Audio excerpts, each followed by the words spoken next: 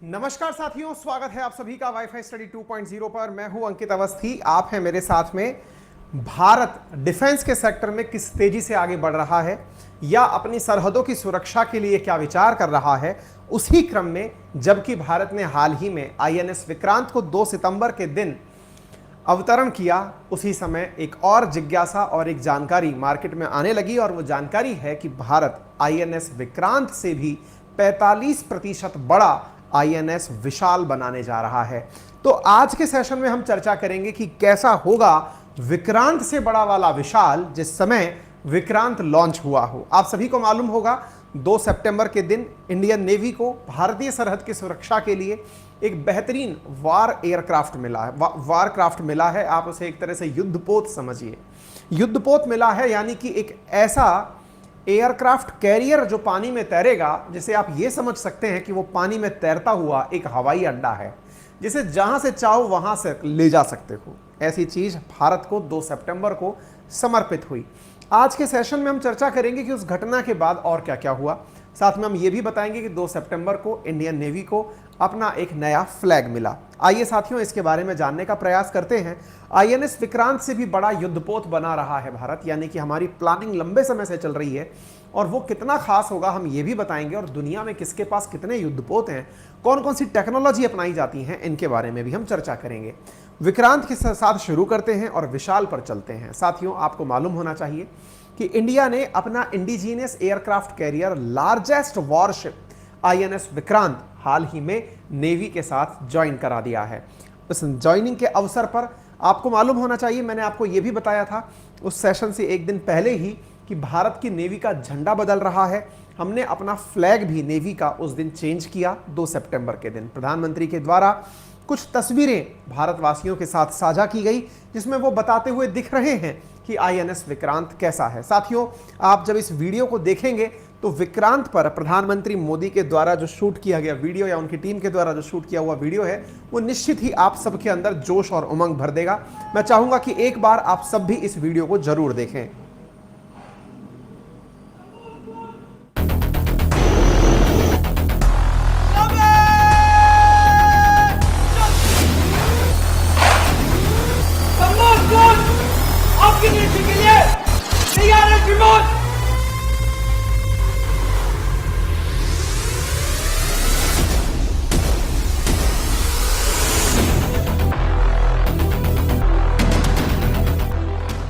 यदि लक्ष्य दुरंत है, यात्राएं दिगंत है, समंदर और चुनौतियां अनंत है, तो भारत का उत्तर है विक्रांत।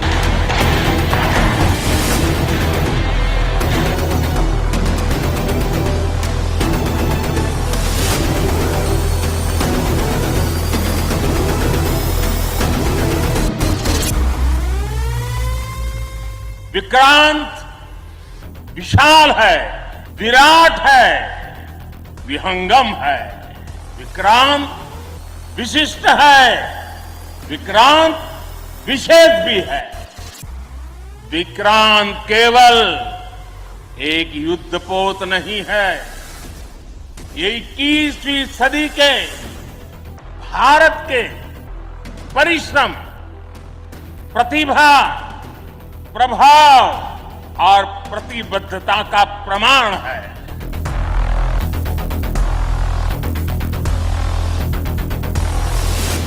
आज विक्रांत को देखकर समंदर की ये लहरें आह्वान कर रही है, अमर्त्य वीर पुत्र हो, दृढ़ प्रतिज्ञ सोच लो, प्रशस्त पुण्य पंथ है, बढ़े चलो, बढ़े चलो, बढ़े चलो।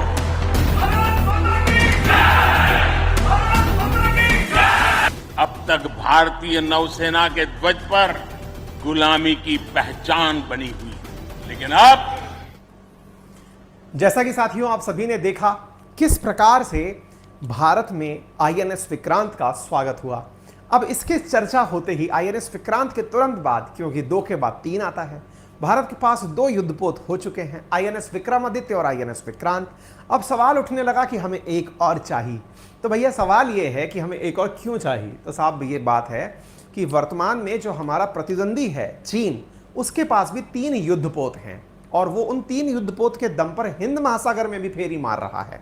यानी कि जहां वो एक तरफ पैसिफिक ओशियन साउथ चाइना सी में अपनी मतलब चक्कर काट रहा है, वो इंडियन ओशियन में भी अपने युद्धपोत को लेकर घूम रहा है। तो इंडिया चाहता है कि दो तो हमारे पास एनी टाइम सुरक्षित रहें, यानी कि जिस समय हम अपने ईस्टर्न और वेस्टर्न जो हमारे जल हैं, चाहे अरब सागर वाला हो, चाहे बंगाल की खाड़ी वाला हो या हिंद महासागर का पूरा छोर हो, इनकी सुरक्षा में रहें। और एक हमारा भी ऐसा युद्धपोत हो जो अपने हिंद महासागर में अपने जो पड़ोसी देश हैं उन्हें सागर इनिशिएटिव के तहत सुरक्षा प्रदान करे।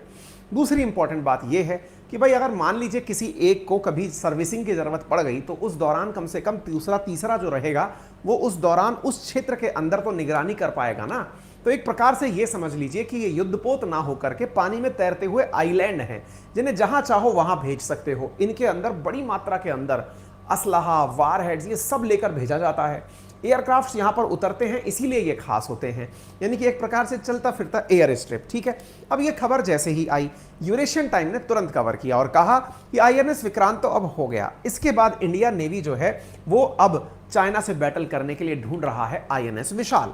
यानी आईएनएस विशाल एक ऐसा जहाज जो कि देश का तीसरा एयरक्राफ्ट कैरियर बनेगा। अब तीसरे एयरक्राफ्ट कैरियर की बात आई तो क्या अभी ये पन्ने पर ही चल रही है या कुछ और भी है? जी नहीं, इसके बारे में चर्चाएं लंबे समय से चल रही हैं। तो चलिए मैं आपको बताता हूं हमारा भविष्य में होने वाला आईएनएस विशाल तीसरा एयरक्राफ्ट होगा कैसा, एयरक्राफ्ट कैरियर होगा कैसा।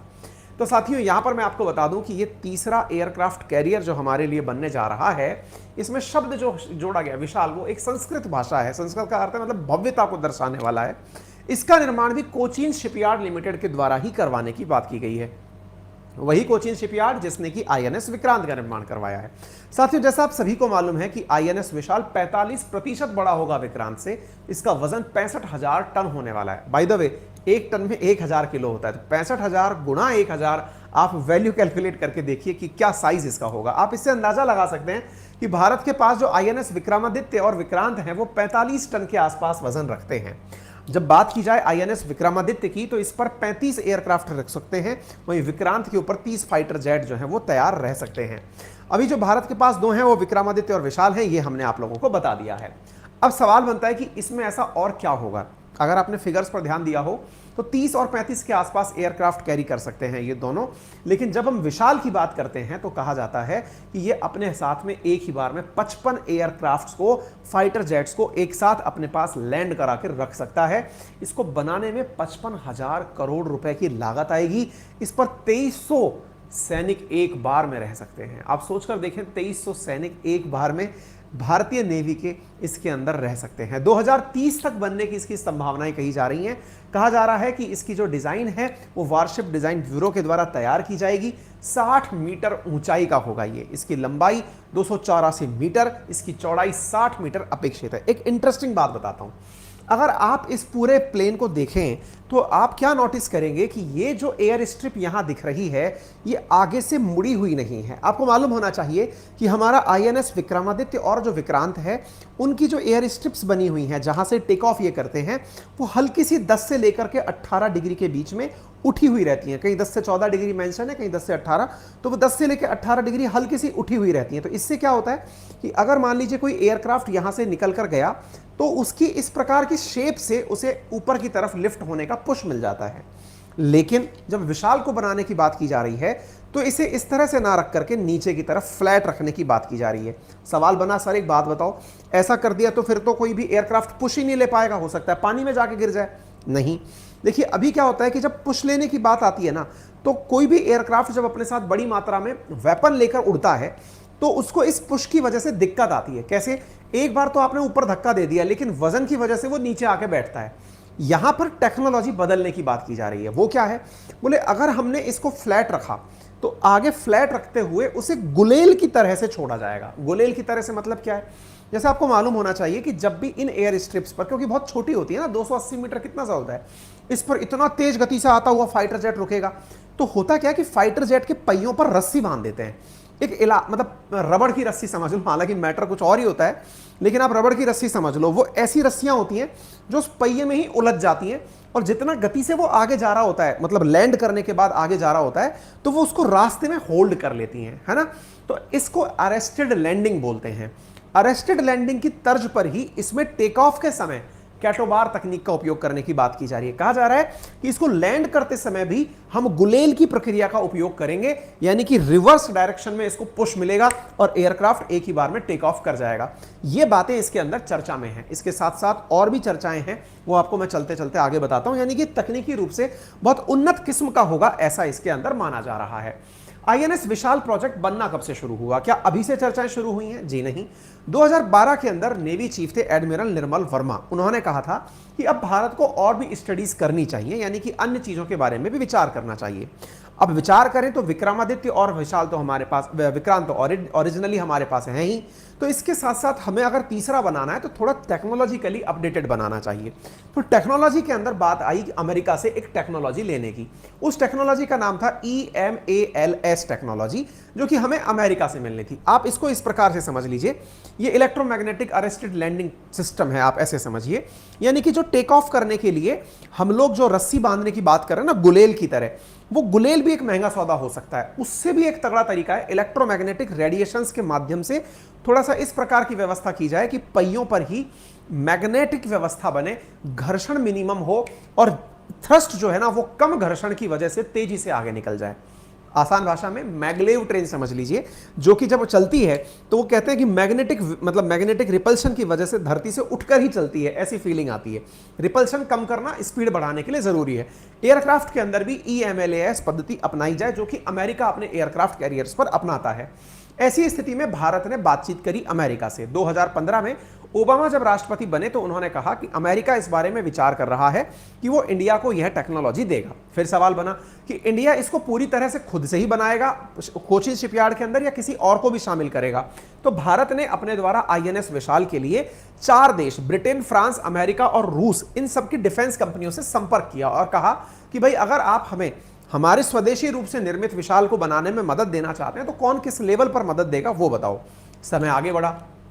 2015 के अंदर भारत और अमेरिका ने इसकी डिजाइन पर काम करना शुरू किया। यानी कि INS विशाल आज ही सुर्खियों में नहीं है, आप बहुत पहले से इसके बारे में जानकारी रख सकते हैं। वर्ष 2017 जब आया तो डोनाल्ड ट्रंप ने INS विशाल के लिए वही वाला इलेक्ट्रोमैग्नेटिक सिस्टम जो है ना, वो टेक्नोलॉजी भारत को देने की मंजूरी दे दी।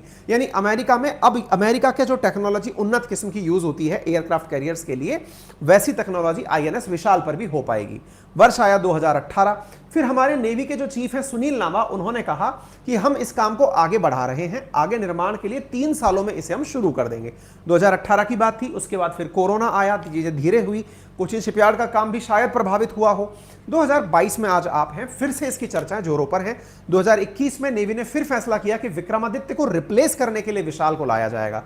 क्यों? क्योंकि विक्रमादित्य हमने ऑलरेडी रूस से लिया हुआ है, रूस का है, फिर हमने उसमें अपने मॉडिफिकेशंस किए, तो विक्रमादित्य भी धीरे धीरे चलते हुए बूढ़ा होगा, तो उसको रिप्लेस करना है तो उसकी जगह नया लाना होगा। नए के लिए हम अपना विशाल तैयार कर लेंगे, बनते बनते इसको 2030 आ जाएगा। विशाल की जो डिजाइन है उसमें थोड़ा बदलाव लाने की चर्चाएं शुरू हुई। यूएस ने EMALS टेक्नोलॉजी इंडिया को देने की तैयारियां कर ली। बोले ठीक है, हम इंडिया को यह technology, that is electromagnetic launching system, यानी कि जो हम लॉन्च करने के लिए टेक्नोलॉजी यूज करना चाहते हैं वो इंडिया को देने के लिए तैयार हैं। ठीक है। यूके ने भी कहा कि वो इंडिया की डिजाइन में जो इंडिया बनाना चाहता है INS विशाल, हम उसमें मदद करने के लिए तैयार हैं। हम इंडिया के साथ आगे बढ़ेंगे और उसके यहां पर इस प्रकार का कार्य आगे बढ़ाएंगे। ठीक है। अब सवाल बनता है कि भारत ने अपने द्वारा तैयारी करते समय खुद से कितनी तैयारी की। तो भारत ने अपने यहां पर भारत हैवी इलेक्ट्रिकल लिमिटेड, जो कि भेल है, उससे कहा कि भाई अब आप मिलकर के GE पावर के साथ सोचो कि उसमें किस प्रकार से एनर्जी उपयोग में ली जाए। हमने इस प्रकार की कार्रवाइयां शुरू करी और भारत इस तरफ आगे बढ़ा। और आगे बढ़ते बढ़ते हमने ये तय कर लिया कि भारत को अपनी सीमा की सुरक्षा करते समय चीनी चुनौती का सामना करना पड़ेगा। और चीनी चुनौती का सामना करने के लिए हमने चीन के जो मतलब एयरक्राफ्ट कैरियर हैं, चाहे वो प्रतास हो, चाहे लेओनार्ड हो, चाहे शेडोंग हो, बोले उनका कंपैरिजन हमें करना है और उनसे आगे बढ़ना है। आपको बता दूं, INS विक्रमादित्य जो कि भारत ने रूस से परचेज किया था, यह भी ऊंचाई में 60 मीटर लंबा है, वजन 45,000 टन है और यह भी 55 किलोमीटर प्रति घंटे की रफ्तार से चल सकता है।